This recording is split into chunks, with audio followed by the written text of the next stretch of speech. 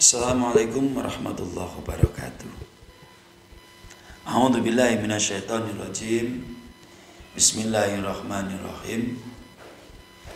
Alhamdulillahilladzi an'ama bi ni'matil imani wal islam.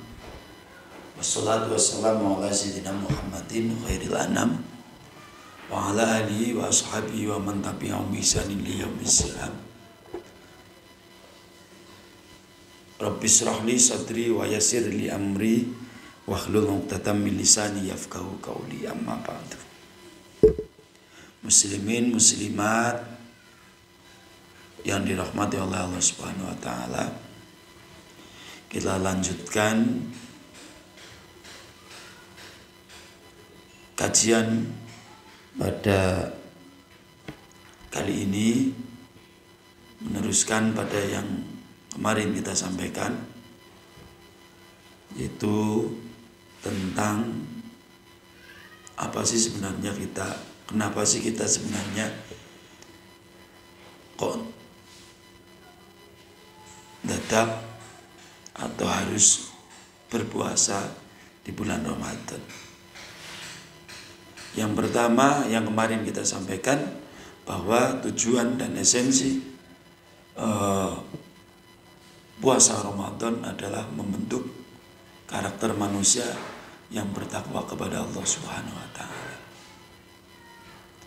Dalam kandungan maksud, bertakwa dengan menjalankan perintah Allah dan menjauhi larangan Allah. Kemudian tujuan berpuasa Ramadan. Kenapa puasa Ramadan itu diwajibkan kepada kita semua, khususnya kepada kaum muslimin di dunia ini? Allah Subhanahu wa taala itu menghendaki kepada semua makhluknya untuk menjadi makhluk yang paling baik. Makanya adanya puasa Ramadan ini sebenarnya adalah shaum yang tujuannya untuk tarbiyatun nufus. Nah, satu tarbiyatun nufus. Apa sih itu tarbiyatun nufus? Pendidikan diri. Pendidikan diri kita, bagaimana kita bisa menjaga mulut kita. Jadi puasa bukan hanya sebatas kita tidak makan, kita tidak minum, tapi bagaimana puasa ini menjadi pendidikan bagi kita. Pendidikan yang luar biasa untuk diri kita. Kita dilatih untuk diam. Kita dilatih untuk tidak berbicara yang tidak baik. Kita dilatih untuk berbicara yang tidak baik. Kita dilatih untuk berkata yang baik. Maka yang pertama, kita harus puasa itu bukan hanya sebatas tidak minum, tidak makan, tapi bagaimana kita menjaga lisan kita. Menjaga lisan kita agar satu, tidak menyakiti orang lain. Ucapan-ucapan kita, ucapan yang tidak menyinggung orang lain. Ucapan-ucapan kita tidak menyakiti orang lain. Ucapan kita adalah ucapan yang bermanfaat. Kita meninggalkan ucapan-ucapan yang kurang bermanfaat, bahkan yang tidak bermanfaat. Kenapa? Ada kata soma, ada kata ada yang mengatakan adalah diam. Jadi puasa menjadi tarbiyatun nufus, pendidikan diri kita. Ya. Pendidikan diri, kita memahami, kita mengetahui bahwa kita sebagai makhluk, ya, tadi yang pertama saya sampaikan, lisan kita dijaga, dari berbagai macam ucapan yang tidak baik, tapi memperbanyak ucapan-ucapan atau hal-hal yang baik.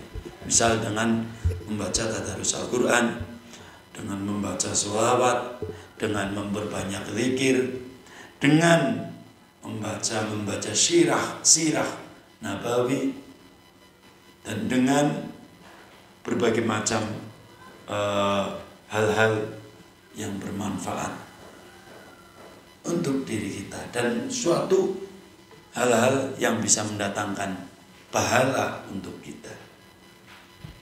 Nah, kemudian tarbiyatun nufus itu apa? Kita merasakan juga yang namanya orang puasa itu pemberlakuannya sama. Nggak ada pembeda antara, mohon maaf, puasa secara lisan ini. Kalau dilihat dari segi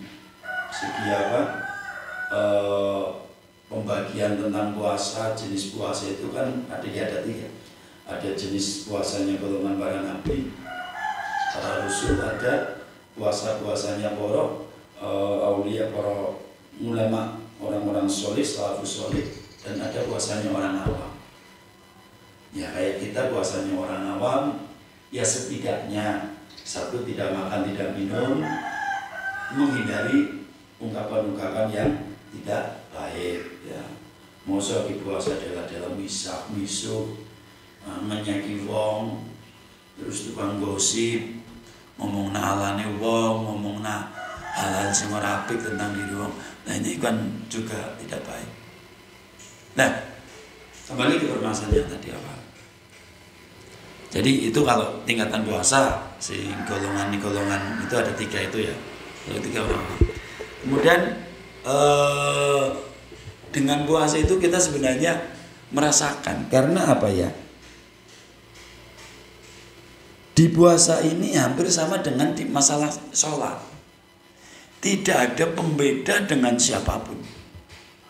Misalkan ada seorang presiden misalnya presiden atau nabi,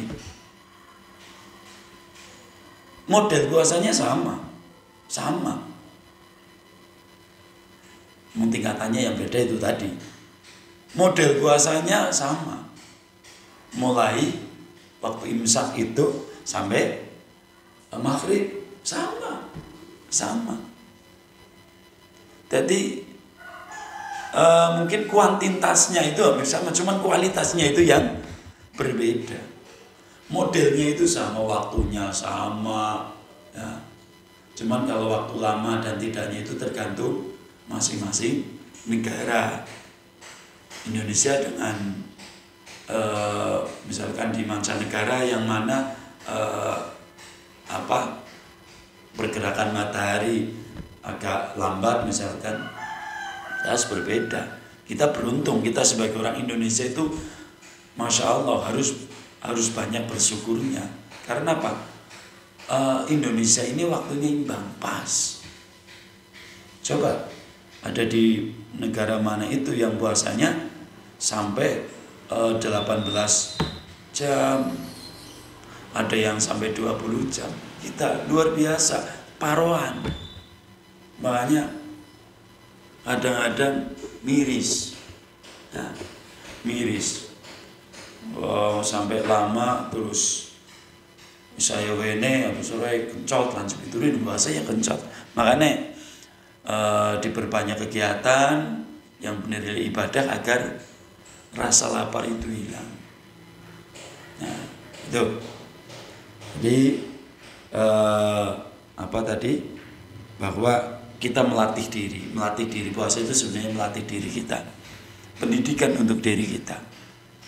Nah, kita juga merasakan ternyata orang yang kekurangan itu kadang-kadang bisa juga 1 hari tidak makan.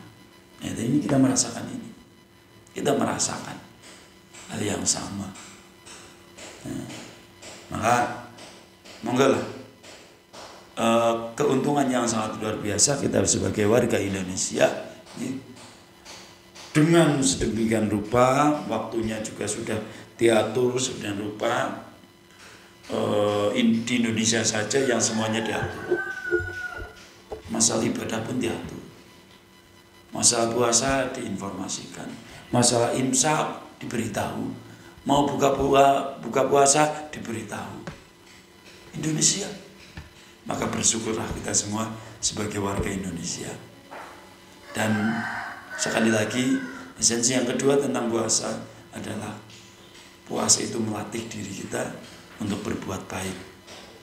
Pendidikan sebagai pendidikan untuk diri kita. Bagaimana kita menjaga lidah kita, menjaga lisan kita, menjaga tingkah laku kita. Dan kita merasakan ternyata begini menjadi orang puasa, orang yang puasa, dan kita merasakan bersama-sama.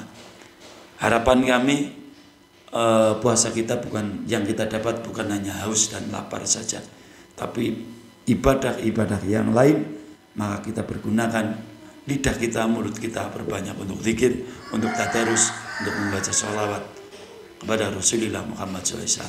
Terima kasih, mudah-mudahan bermanfaat untuk kita semuanya. Wallahul muwaffiq ila aqwamit thoriq. Wassalamualaikum warahmatullahi wabarakatuh.